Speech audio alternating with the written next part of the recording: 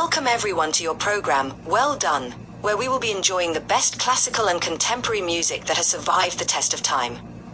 Today I present a very beautiful piece, Beethoven's Symphony No. 9. The ninth was the first example of a major composer including vocal parts in a symphony. The final movement, the fourth, of the symphony features 4 vocal soloists and a choir in the parallel key of modulated D major, commonly known as the Ode to Joy. The text was adapted from An die Freude, a poem written by Friedrich Schiller in 1785 and revised in 1803, with additional text written by Beethoven.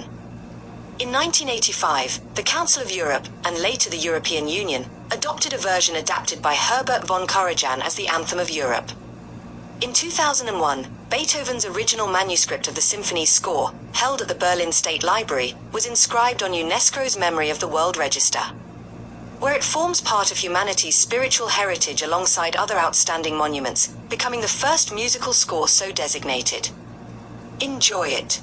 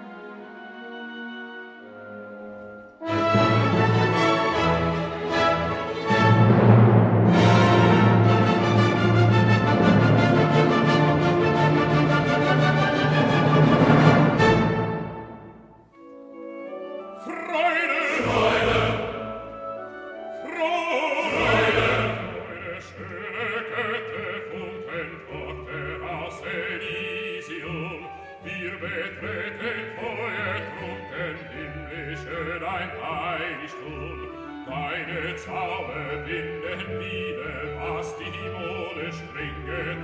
Alle Menschen der den Brüder, nur ein sanfter Flügel.